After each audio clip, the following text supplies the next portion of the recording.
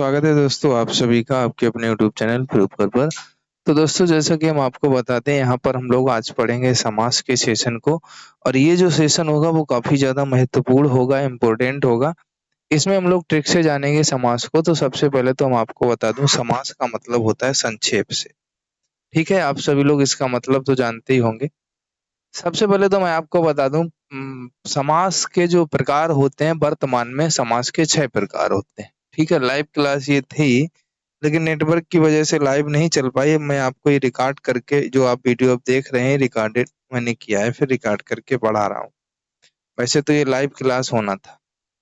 तो समाज के वर्तमान में कितने प्रकार होते हैं? 6 प्रकार। बस ये है कि इसमें अब समय कम लगेगा। वैसे इतने ही समाज पूरा घंटा लग जाता, अब इतने ही समाज में कम समय जो होगा वो कम लगेगा। समाज के भेद मतलब थे होते कितने हैं? वैसे नॉर्मली 4 होते हैं और वर्तमान में 6 हैं। क्यों 4? कौन कौन से हैं? नंबर 1 एक अव्ययी भाव समास है, नंबर 2 तत्पुरुष है, नंबर 3 द्वंद्व है, नंबर 4 बहुप्रिय है। अब आप कहेंगे सर जो यहाँ पर आपको दिख नहीं रहा है वो कौन सा है? तत्पुरुष समास के 2 समास और भाग होते हैं। एक होता है कर्मधारय, एक होता है द्विगु समास। ये 2 भाग ही तत्पुरुष समास के भी होते हैं। ठीक है, ये 2 भाग किसके होते हैं? तत्पुरुष समास के होते हैं। एक आपका होता है कर्मधारय समास, एक आपका होता है द्विगु समास। अब इन 6 समासों को हम पढ़ेंगे जो हमारे वर्तमान में 6 समास हैं। इन 6 समास को हम लोग पढ़ने वाले हैं, जिसमें नंबर 1 पर हमारा अव्ययी भाव समास दिया गया है। इस अव्ययी भाव समास को हम लोग पढ़ने वाले हैं। किसको पढ़ेंगे? नंबर 1 हमारा क्या है? अव्ययी भाव समास है। नंबर 1 हम लोग डालते हैं अव्ययी भाव समास। इसको किस प्रकार से हम लोग पहचानेंगे? अव्ययी भाव समास को हम लोग सबसे पहले यहाँ पर इस चीज को जानते हैं। ठीक है, तो अव्ययी भाव समास को पहचानने का एक तरीका होता है। मतलब यहाँ इसकी ट्रिक क्या होती है? अव्ययी भाव समास को हम लोग कैसे पहचानते हैं?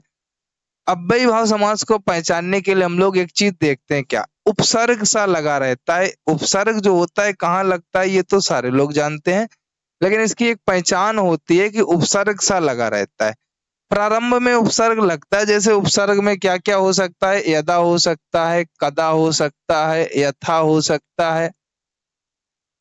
ठीक है, और इसके बाद में अनु हो सकता है, आ हो सकता है, भर होता है, प्रति होता है। मतलब इस प्रकार से उपसर्ग जैसे लगे मिल जाए तो आप लोग समझ जाए। तो ये एक इसकी ट्रिक है।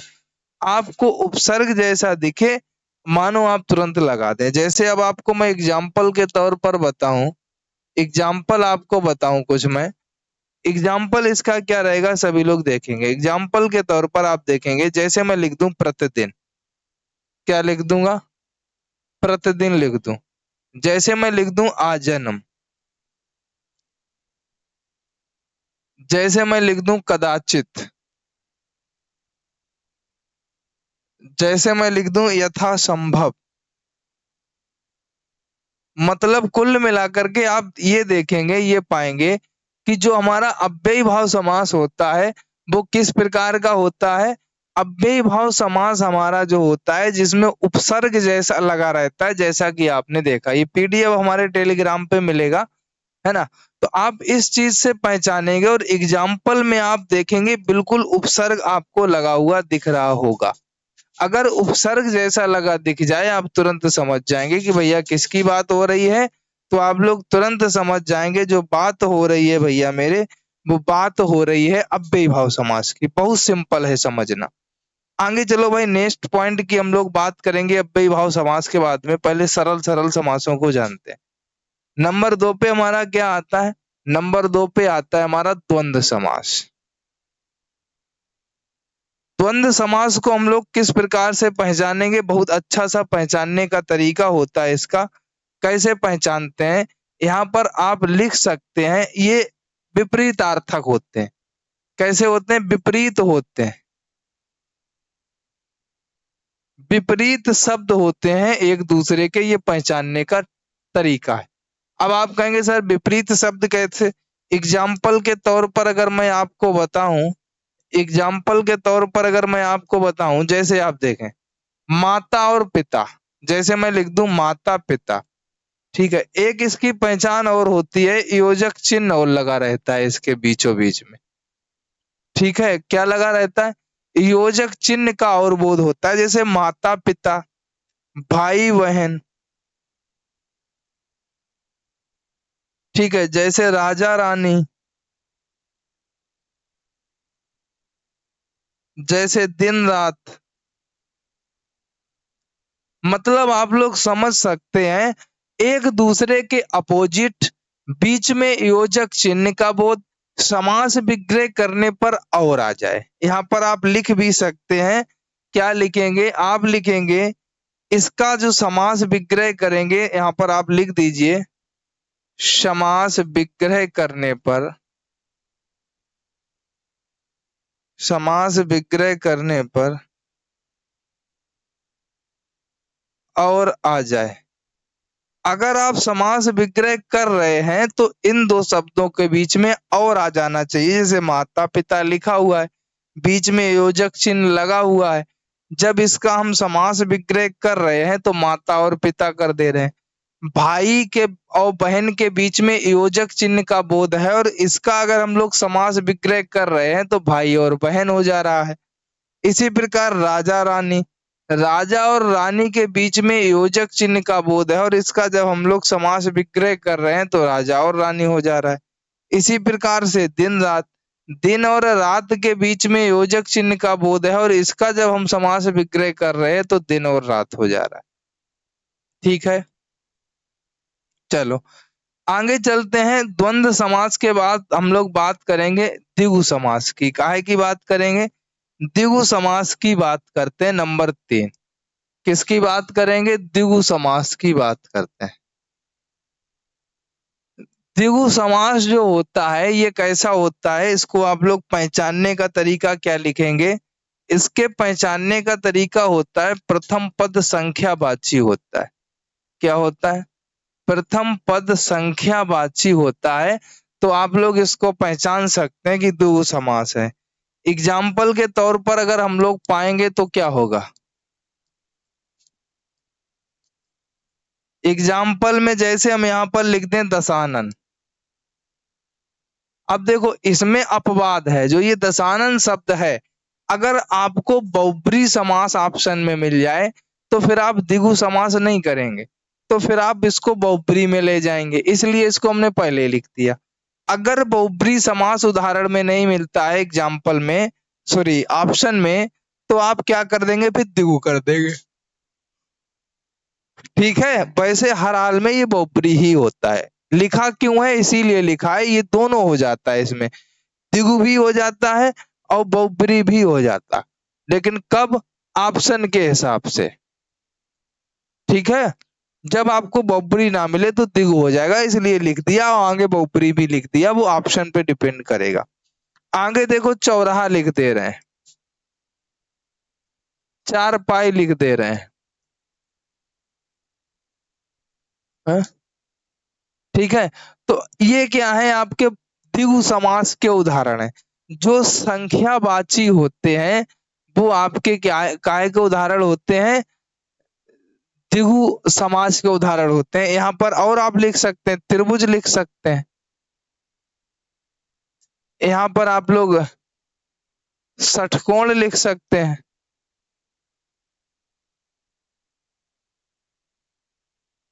ठीक है, मतलब संख्यावाची होना चाहिए। प्रथम पद कैसा होना चाहिए?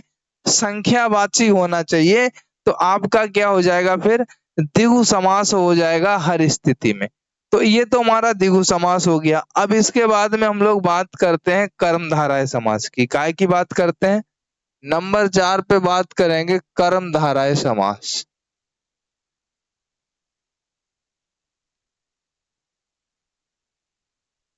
कर्मधारय समास, इसको पहचानने के लिए क्या करते हैं? जब हम लोग समास का विग्रह करते हैं, क्या करते हैं? समास का विग्रह करते हैं, तो इसमें क्या आ जाता है जो कि और के समान। अगर आप इसका समास विग्रह कर रहे हैं तो आपके सामने क्या आ जाएगा? है जो आ जाएगा, जो कि आ जाएगा, और के समान आ जाएगा। अगर ये आ जाए तो समझ लो आप लोग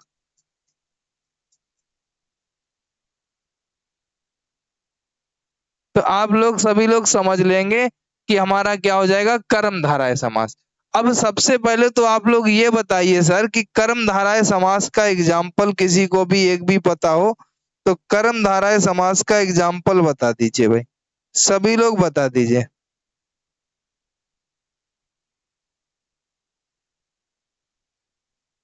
बताओ भाई, सभी लोग बताओ, किसी को पता है कमेंट करना एग्जाम्पल, फिर हम यहाँ पर लिख देते हैं। एग्जाम्पल के तौर पर जैसे हम लोग लिख देंगे महादेव, ठीक है, महान है जो देव, ठीक है। इसके बाद महादेव के बाद लिख देते हैं पीतांबर, नीलांबर, श्वेतांबर, पीतांबर श्वेतांबर, है ना, पीला है जो अंबर, श्वेत है जो अंबर, ठीक है। तो आप लोग यहाँ पर ये लिख सकते हैं। इसके अलावा और अगर किसी को कोई एग्जाम्पल पता है वो लोग बता सकते हैं, किसी को भी पता हो। नील गाय आप लिख सकते हैं, ठीक है। क्या लिख सकते हैं, नील गाय, और लिख सकते हैं नील गाय, ठीक है भाई। तो ये सारे आप लिख सकते हैं जब आप लोगों को कर्मधारय समास बनाना होगा। अब देखो, महादेव, महान है जो देव आ रहा है ना, है जो कि के समान अगर आ जाएगा तो आप आंसर क्या करेंगे, कर्मधारय समास कर देंगे। इस चीज को आप लोग याद रखेंगे।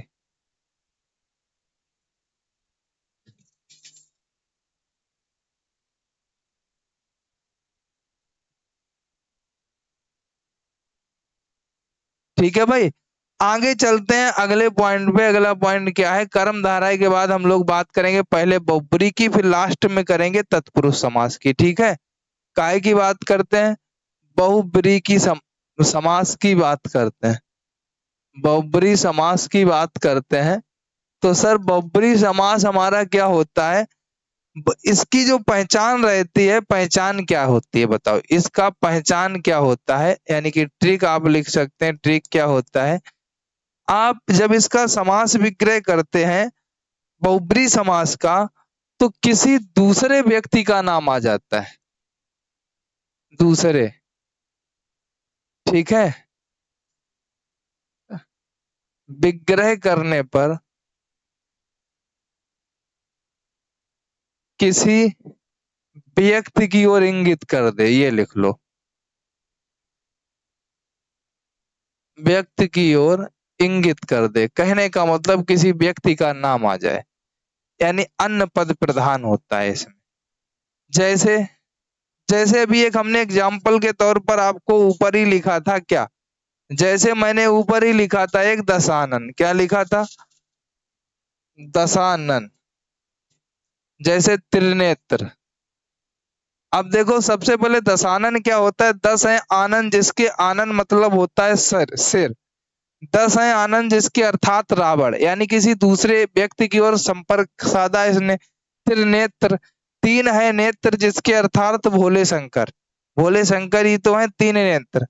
इसके बाद में पंचानन, पंचानन मतलब 5 है सिर जिसके अर्थात ब्रह्मा जी, ब्रह्मा जी के कितने आनन है, आनन मतलब सिर, पंचानन यानी 5 आनन है, ठीक है। आगे लिख लो आप लोग, आगे क्या लिखेंगे, गजानन, गजानन किसको बोलते हैं, गणपति जी को। आगे क्या लिखेंगे बताओ, आप लोग ही बता दो, इतने हमने लिख दिए, अब आप लोग भी बता सकते हो। त्रिनेत्र लिख दिया, पंचानन लिख दिया, इसके बाद दशानन लिख लिया, गजानन लिख दिया। इसके अलावा अगर आपके पास में कोई और उदाहरण है तो आप लोग इसको बता सकते हो। क्यों भाई, बताओ, पता है भाई। इसके बाद में आप और लिख सकते हो बीड़ा पाड़ी,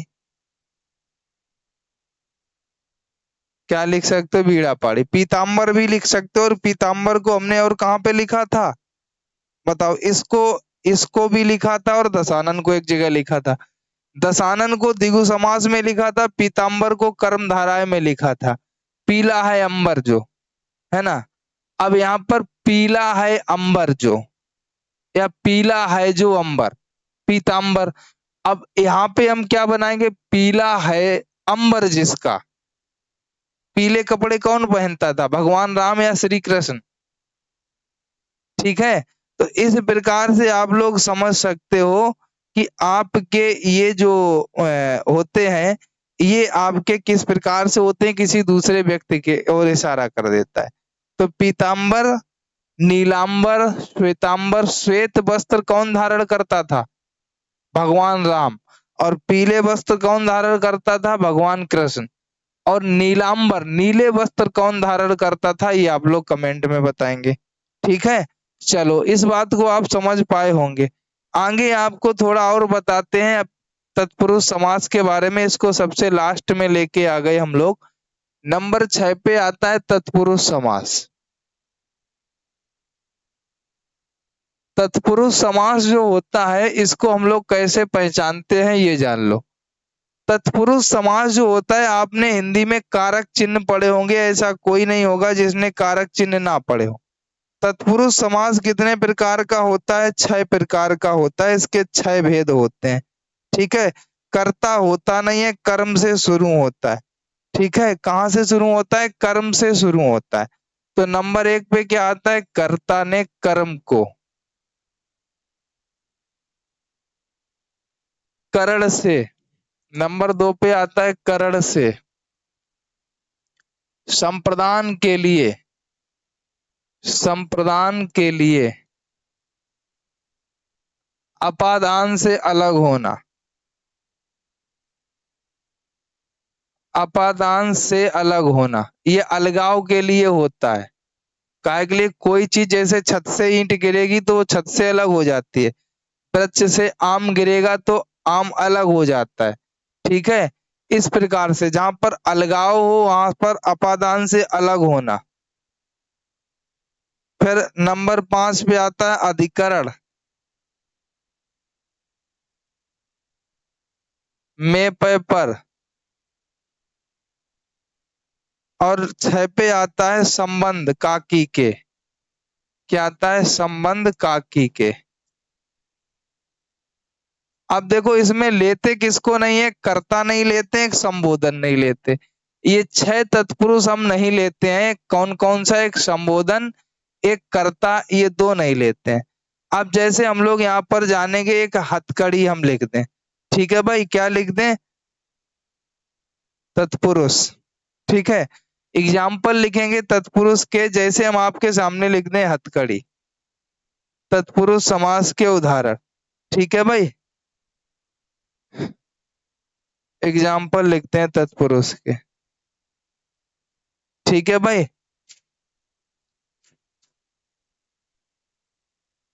ठीक है। नंबर 1 पे हम लोग लिखते हैं हथकड़ी।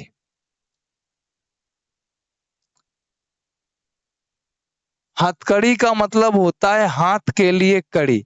ठीक है, तो ये आपका हथकड़ी होता है। नंबर 2 पर हम लोग लिखेंगे कन्या विद्यालय। ठीक है, नंबर 2 पर क्या लिखेंगे, कन्या विद्यालय। ये क्या हो गया, कन्या के लिए विद्यालय। कर्ता ने कर्म को करण से संप्रदान के लिए, संप्रदान तत्पुरुष, इसमें क्या हो जाएगा, संप्रदान तत्पुरुष, यहाँ पर लिख देते हैं। ठीक है, ये हथकड़ी, हाथ के लिए कड़ी, ये भी संप्रदान ही है। जो ये है वही ऊपर वाला है। कहने का मतलब, जब आप समास विग्रह करें, जो हमने अभी आपको कारक चिन्ह लिखे हैं, कर्ता ने कर्म को करण से संप्रदान के लिए, अपादान से अलग होना, अधिकरण में पर संबंध काकी के, इन्हीं का इसमें प्रयोग होगा। नंबर 3 एग्जाम्पल लिखते हैं। नंबर 3 एग्जाम्पल आपका हो जाएगा हथकड़ी, रसोई घर हो जाएगा। क्या हो जाएगा, रसोई घर।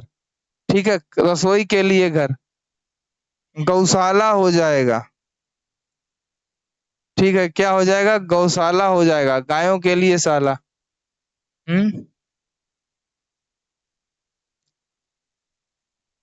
एक हो जाएगा आराम कुर्सी। ठीक है, आराम के लिए कुर्सी हो जाएगा। अगला हो जाएगा बलि पशु। ये हो जाएगा बलि के लिए पशु।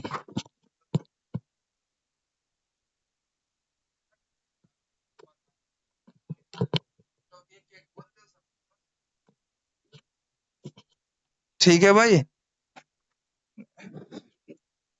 इसके बाद में अगला उदाहरण लिखते हैं 7 नंबर दूरागत।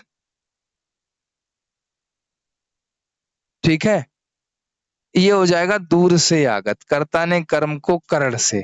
ठीक है, आगे 8 पे चलते हैं और उदाहरण लिखते हैं, ये करण तत्पुरुष हो जाएगा। ठीक है, अगला होता है धर्म भ्रष्ट। धर्म से भ्रष्ट हो जाएगा, कर्ता ने कर्म को करण से, करण तत्पुरुष। अच्छा, धर्म से अलग हो रहा है, सॉरी। धर्म भ्रष्ट का मतलब है अलगाव के लिए, अपादान से अलग होना। एक चीज ये ध्यान रखना, आप देखो यहाँ पर गलत क्या करेंगे, आपको समझा दें। धर्म भ्रष्ट लिखा था, जैसे हमने कह दिया धर्म से भ्रष्ट। धर्म से तो भ्रष्ट, विग्रह तो सही कर दिया, लेकिन जो धर्म से भ्रष्ट हो जाएगा वो धर्म से अलग हो जाएगा। अगर कोई व्यक्ति किसी एक पर्सनली धर्म में है, अगर कोई भ्रष्ट हुआ वो धर्म से अलग हो गया, तो मतलब फिर यहाँ पर धर्म से भ्रष्ट होना अलगाव के लिए हो गया। अब कर्ण से वाला यहाँ पर गलत हो जाएगा, फिर यहाँ पर क्या हो जाएगा, अपादान से अलग होना। इसलिए इस वाले में फिर हम लोग क्या कर देंगे, अपादान कर देंगे। ठीक है, अपादान तत्पुरुष, इस चीज को याद रखेंगे। अगला 9 नंबर लिखते हैं सेनापति। अब सेनापति का अगर विग्रह करेंगे तो ये क्या हो जाएगा, सेना का पति, मतलब संबंध काकी के। ठीक है, संबंध काकी के आ गया, तो ये संबंध तत्पुरुष हो जाएगा। इसमें क्या हो जाएगा, संबंध तत्पुरुष। तो ये है आपके तत्पुरुष समास के उदाहरण। मतलब कहने का ये, आप इस प्रकार से पहचान लेंगे अगर आपको कहीं भी कारक चिन्ह का बोध होता हुआ पता चल रहा है तो। ठीक है, तो ये थे समास, आपसे हिंदी में यहाँ से पूछे जाएंगे। और भी समास इसमें कई होते हैं, कि नंग तत्पुरुष होता है और कई तत्पुरुष होते हैं, उनसे कोनो मतलब नहीं है, आते नहीं है और आएंगे भी तो हम आपको जब प्रैक्टिस कराएंगे उसमें जो इनसे जुड़ा एग्जाम्पल होगा वो बता देंगे, जो हमने आपको नहीं बताया है। इसमें स्पेशली हमने आपको समास ही बताए हैं, जो स्पेशली आपके समास होते हैं उनको बताया है। ठीक है, एक चीज अगर आप और जानना चाहें तो मैं वो भी आपको बता सकता हूँ। जैसे आपने पढ़ा होगा एक चीज को, कभी कभी आप पढ़ते हैं लाभालाभ, पाप पुण्य, भला बुरा, है ना, इस प्रकार से। जैसे लाभालाभ कह दिया जाए, एक ही शब्द को कह दिया जाए इस प्रकार से, एक ये नहीं बताया, इसको ब्रैकेट में लिख लेना। जैसे मैं लिख दूं लाभालाभ, ये किस समास के अंतर्गत आ जाएगा, लाभालाभ। बताओ, अब ये तो ना तो एक दूसरे के विपरीत दिख रहा है, ना तो आपको कुछ दिख रहा है। ठीक है, अब यहाँ पर समास कौन सा करते हैं, आपको द्वंद्व समास करना है। आपको एक चीज बताता हूँ, जब समान पद एक जैसे हों, ठीक है, तो आप ये कर सकते हैं द्वंद्व समास के, क्योंकि ये भेद के अंतर्गत आता है। द्वंद्व समास के जो भेद होते हैं, 3 भेद होते हैं, है ना, उसी में आपका ये आता है। एक इतरेतर समास होता है द्वंद्व समास, एक समाहार द्वंद्व समास होता है, एक आपका वैकल्पिक द्वंद्व समास होता है। तो उसी में ये आपका आ जाता है, जैसे हमने लिख दिया लाभालाभ। अगर धीरे धीरे लिखा हो तो आप क्या करेंगे बताओ, धीरे धीरे में कौन सा समास होगा, धीरे धीरे बताओ, अगर धीरे धीरे ऐसे लिख दें हम तो कौन सा समास हो जाएगा धीरे धीरे में, कोई बताएगा, जिसको भी पता हो वो बता दे भाई, धीरे धीरे में कौन सा समास हो जाएगा, बताओ, बताइए भाई। धीरे धीरे अगर मैं लिख दूं तो आप आंसर क्या करेंगे। ठीक है, तो जैसे अभी आपने लाभालाभ पढ़ा था वैसे ही आप धीरे धीरे पढ़ रहे हैं।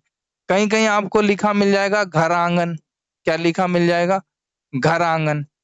अब भैया घर का उल्टा विपरीत तो आंगन है नहीं, और हमने लोगों ने द्वंद्व में क्या पढ़ा था, एक दूसरे के विपरीत। तो ये हमने नहीं पढ़े थे, इसलिए मैं आपको बता रहा हूँ। आपको अगर लगे कहीं पर कि एक समान आपको दिख रहे हैं और आपने वो नहीं पढ़े हैं, ये अपवादित है, ये आपका किसी के अंतर्गत आता है, द्वंद्व समास के अंतर्गत ही आता है। तो इस चीज को याद रखेंगे। क्लास अच्छी लगी हो तो दोस्तों में शेयर करेंगे। मिलेंगे नेक्स्ट क्लास में, तब तक के लिए सभी को जय हिंद, वंदे मातरम।